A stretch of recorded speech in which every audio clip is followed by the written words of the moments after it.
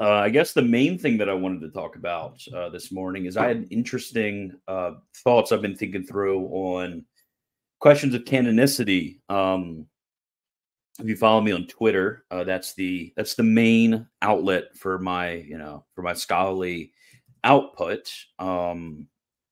Let's see, yeah, it's a joke, by the way. Um, but I recently have been reading. I'm trying to pull it up right now. Pull up the PDF. Let me see if I can find it. Google Books. Yeah, Google Books real. But I've been reading stuff on canonicity and inspiration from Christian Pesch or Pesch. Yeah, I don't know how to pronounce it. Pesch. Another one of those weird German names. But I've been reading some of his stuff on canonicity. A lot of interesting stuff. I've read other authors. Other authors, I don't find their treatments to be as satisfying. But Pesch, I mean, he was reading a lot of the classical Lutheran and Reformed authors and classical Anglican authors as well. And I think his treatment of canonicity is very helpful. And I think he can clarify a few things and kind of take the conversation with the Protestants one step forward. The important thing is that there's what's called, and I'm pulling up my little whiteboard guy going on here. Okay, let's put it like that. There's what's called criteria for canonicity. Criteria for canonicity. Bam. And criteria for canonicity are basically like those signs, or how do I put it? Those aspects of a certain book that would render its canonicity certain.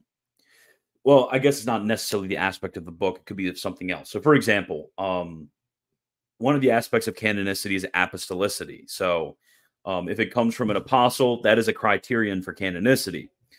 Now, we could also look at like loftiness of doctrine, continuous use by the church, things like that. Those are criteria.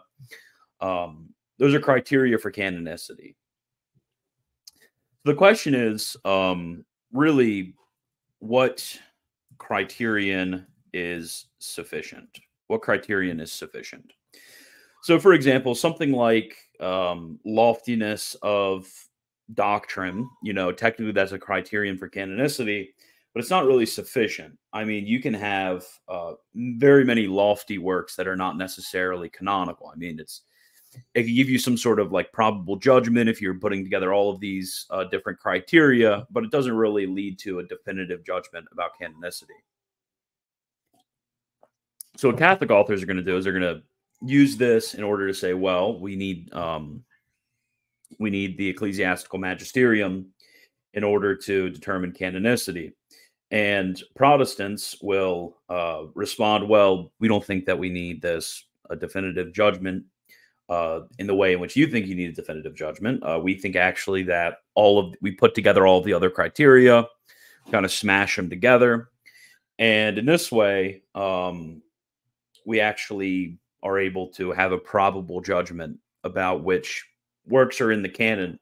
And I mean, I think that that's actually I don't think it's a likely response, but I think they're able to be coherent. I don't think there's any interior inconsistency which is present in that sort of response. Because I mean, we do this all the time with certain magisterial documents. We do it.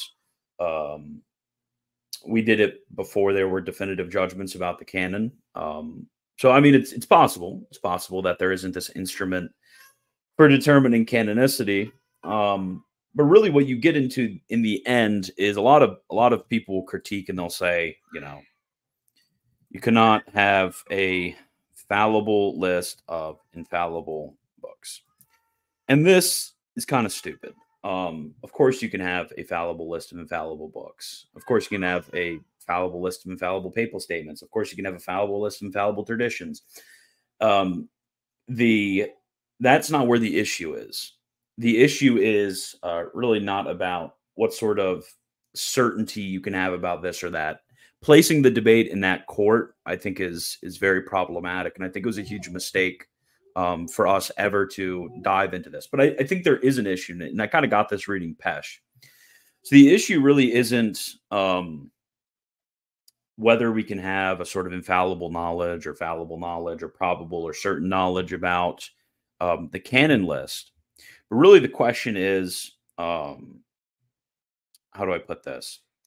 Is the canon list revealed? Is the canon list revealed? So, is whether all of these books are in sacred scriptures, that an object of revelation? I think that's actually the more important question, is questioning the revelatory status of the canon list. Because while I think it's completely fine to have a sort of subjective lack in this way and have like fallible list, infallible whatever, I don't think it's entirely possible when it comes to divine revelation itself.